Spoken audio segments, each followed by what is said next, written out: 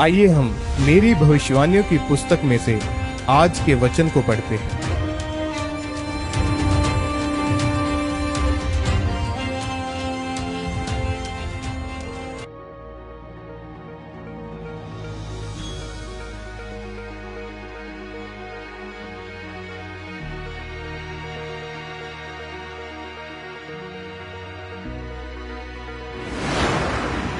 कौन सी आशीष स्थिर रहती है?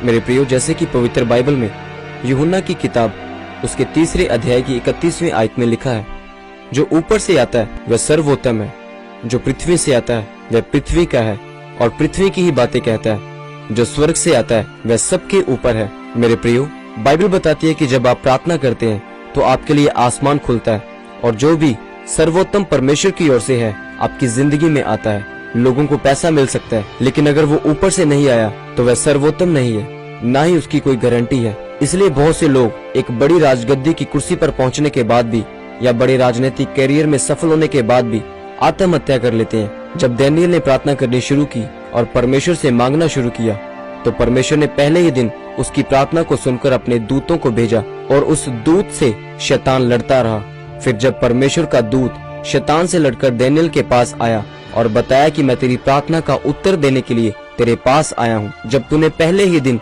मन लगाकर प्रार्थना शुरू की थी, मुझे तेरी प्रार्थना का उत्तर देने के लिए भेज दिया गया था। मेरे प्रियो, बाइबल बताती है कि जो ऊपर से आता है वह सर्वोत्तम है, लेकिन ऊपर से जो आएगा वह तब ही आएगा जब आप मांगेंगे, क्योंकि वचन कहता है मांगो तो दिया जाएगा। अगर आपने मांगा ही नहीं तो आप पाओगे भी नहीं।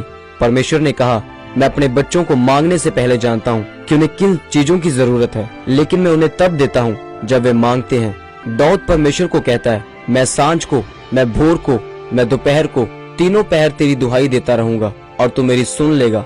डैनियल भी परमेश्वर के सामने तीनों पहर उसका धन्यवाद करने के लिए और प्रार्थना करने के लिए जाया करता था। मेरे प्रियो, वचन की गहराई बताती है कि जब आप परमेश्वर के सामने घुटने लगाते हैं और प्रार्थना करते हैं तो परमेश्वर आपकी प्रार्थना को सुनता है और उसका उत्तर दे देता है। परमेश्वर ने कहा, अगर मनुष्य को स्वर्ग से ना दिया जाए तब तक कुछ नहीं पा सकता। संसार की आशीष लोगों की जिंदगी में आती है और चली जाती है। जैसे आज कोई व्यक्ति अमीर है, कल वह गरीब हो सकता है, लेकिन परमेश्वर ने कहा, अगर तुम्हें स्वर्ग से दिया जाएगा तो वह आशीष स्थिर होगी, वंशों तक चलेगी। इसलिए आपको दाऊद की तरह, डैनियल की तरह परमेश्वर से प्रार्थना करनी है, ताकि परमेश्वर आपकी प्रार्थना को सुनकर उसका उत्तर दे सके। आमीन। तो आइए मेरे साथ मिलकर ये प्रार्थना को करें। सर्वशक्तिमान परमेश्वर, इस वचन के लिए मैं आपका धन्यवाद करता हूँ। परमेश्वर, मैं प्रार्थना करता हूँ कि जो ऊपर से आता है वह सर्वोत्तम है और मैं उसे अनुग्रह के साथ मांगता हूँ कि मेरी जिंदगी में सर्वोत्तम आए, प्रभु यीशु मसीह के नाम में, आमीन।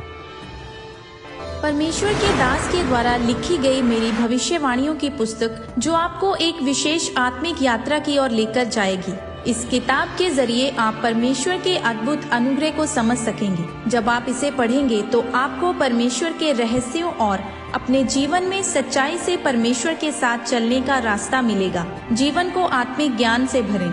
मेरी भविष्यवाणियों की किताब बस एक किताब नहीं है, ये आपकी आत्मिक यात्रा को सरल बनाने में परमेश्वर का आपके लिए एक उपहार है।